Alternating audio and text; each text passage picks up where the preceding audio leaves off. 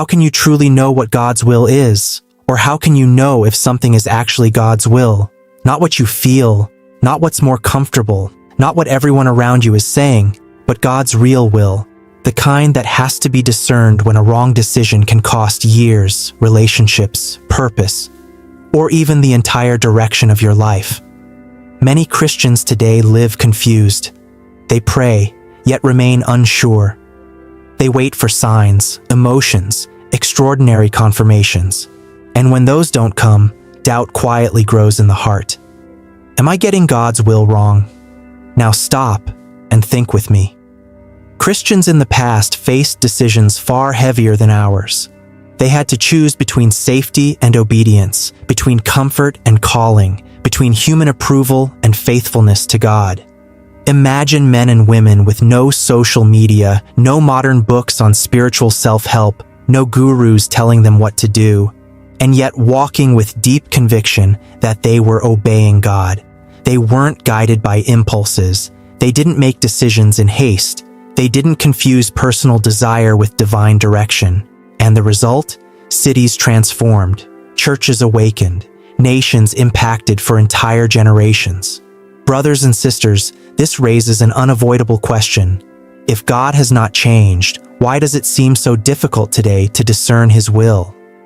In this video, you will understand how Christians in the past discerned God's will, which biblical principles sustained their decisions, and, more importantly, how these same principles can guide you today clearly, safely, and spiritually, without confusion and without empty mysticism. Before we move forward, I want to ask you a simple but deep question. Do you truly want to know God's will? Or do you just want God to confirm your own will?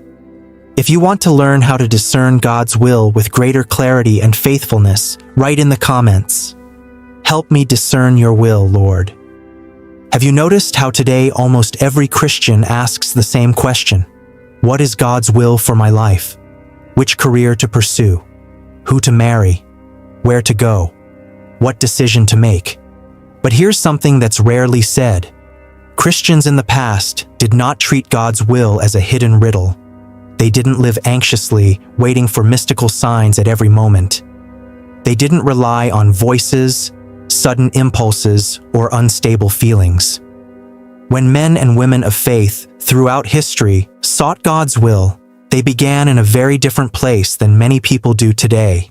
They didn't first ask, "What do I feel?" nor, "What brings me more peace right now?" The central question was another one entirely. What has God already revealed in His Word? They understood something simple, yet profound. God does not guide people who ignore what He has already made clear. Before asking, "Where should I go?"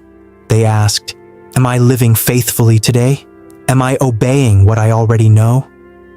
The Bible was never treated as an occasional devotional book, but as the absolute foundation for discerning God's will.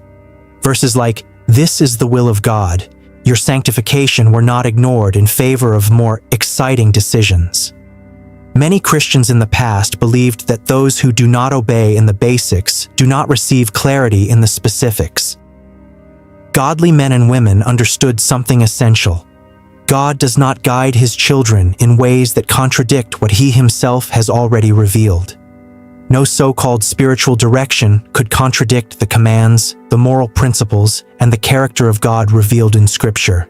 Because of this, before seeking specific answers about work, ministry, marriage, or difficult changes, they examined whether their decisions were already aligned with what Scripture taught about obedience, holiness, humility, and faithfulness. This principle brought clarity, and it also set boundaries. Many options were simply ruled out, not because they seemed wrong in human eyes, but because they did not honor God in the light of His Word. Brothers and sisters, this confronts us directly today. Perhaps the confusion about God's will doesn't come from a lack of signs, but from the fact that we ignore what God has already made clear. After submitting their decisions to Scripture, Christians in the past did not rush to act, they stayed. For them, prayer was not a quick moment to ask for direction and then move on. It was a place of abiding, where the heart was aligned before a decision was ever made. Many historical and spiritual accounts show this pattern clearly. Important decisions were rarely made in the middle of agitation. They matured in silent hours of prayer, often without immediate answers, without strong emotions, without extraordinary signs. They understood something we too easily forget today. Haste is almost always the enemy of spiritual discernment. In prolonged prayer, personal desires were confronted. Motivations were exposed. Ambitions disguised as faith were slowly dismantled before God, not to bring guilt, but to bring clarity. It was in this process that many realized that what they had been calling God's will was, in fact, their own will seeking spiritual approval. That's why they did not pray until they felt something. They prayed until the heart was submissive, even without guarantees. Brothers and sisters, this practice reveals an uncomfortable truth. Discerning God's will requires time, and time is exactly what many are unwilling to give. And then comes the question that carries us into the next point. What if God is more interested in forming your heart than in quickly answering your questions? Now, we'll see why these Christians obeyed even when clarity was not yet complete, and how this shaped decisions that were steady and mature. One of the most overlooked aspects of how those who walked with God discerned His will is this. They did not wait to understand everything before obeying. After submitting a decision to Scripture and remaining in prayer, many moved forward based on the light they already had, not on absolute certainty about the outcome. They understood that God rarely reveals the entire path all at once. Complete clarity almost never came before the first step. It emerged along the way as obedience was practiced. This required humility. It required faith. And it required letting go of the desire for control. Historically, many faithful Christians recorded that God's direction became clearer after they chose to obey what was already clear, to love, to serve, to remain faithful, to deny themselves, to act with integrity. The question was not, will this work out? But rather, does this honor God right now? This mindset freed them from spiritual paralysis. Instead of remaining stuck, waiting for perfect confirmation, they walked forward responsibly, aware that God corrects the course of those who are walking in obedience, but rarely guides those who refuse to take any step at all. Brothers and sisters, perhaps the problem today is not a lack of direction, but a fear of obeying without guarantees. And this leads us to the next point. How these Christians tested whether a decision truly came from God, not just at the beginning, but over time. Christians in the past knew that not every inner conviction came from God. Because of that, they did not rely solely on personal experiences, internal impressions, or emotional moments. God's will was tested over time, and two criteria were essential: spiritual fruit and community confirmation. First, the fruit. A decision truly guided by God produced fruit consistent with the character of Christ: humility, perseverance, spiritual growth, practical love, and faithfulness, even in the midst of difficulty. If the chosen path generated pride, constant division, or a drifting away from Scripture, that raised a warning sign. Second, the community. Mature Christians rarely made important decisions in isolation. They sought the counsel of godly brothers and sisters, spiritual leaders, and people known for their life of prayer and biblical faithfulness, not to outsource responsibility, but to discern together. This process guarded them against spiritual self-deception, because when God guides, He does not speak to only one individual. He confirms His direction within the body. Brothers and sisters, this directly confronts our individualistic culture. Perhaps much of the confusion about God's will exists because we try to discern it alone, without accountability, and without giving time for fruit to appear. And then the final question arises. If God has always guided His people in community, why do we insist on walking alone? Perhaps this is the most forgotten point today. For men and women of God, God's will was not primarily centered on destinations, but on formation. They understood that God was more interested in shaping character than in revealing detailed maps of the future. more committed to who they were becoming than to titles, positions, or recognition. Because of this, they did not panic in the face of uncertainty.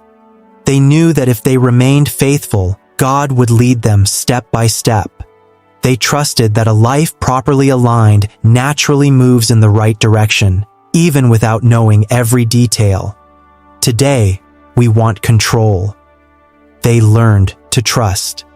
When we look at Christians in the past, one truth becomes impossible to ignore. They did not know God's will because they were special, mystical, or spiritually superior. They discerned God's will because they walked the paths God has always used. Everything began with Scripture. It was deepened through persevering prayer. It was confirmed through practical obedience. And it was tested by time, by fruit, and by community. None of that has changed. The great difference between them and us is not found in God. It's found in the pace of life we've chosen to live. They slowed down in order to listen. They remained when it would have been easier to quit. They submitted their desires before asking for answers. Because of this, God's will was not confusing to them. Not because every decision was easy, but because the heart was already surrendered before the choice was made. Brothers and sisters, perhaps today you're waiting for an extraordinary sign when God is calling you back to the basics, to an open word, to sincere prayer, to daily obedience, to real fellowship. God's will rarely appears as a complete map. It reveals itself as a steady direction for those who choose to walk in faithfulness. So the final question is not only, what is God's will for my life? The deeper question is this: am I willing to obey even before I understand everything? If you made it to the end of this video and you desire to learn how to discern God's will with greater faithfulness, write in the comments, "I want to live according to God's will."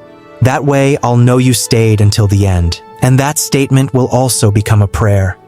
May you learn to walk with clarity, humility, and faithfulness before God. God bless you, and I'll see you in the next video.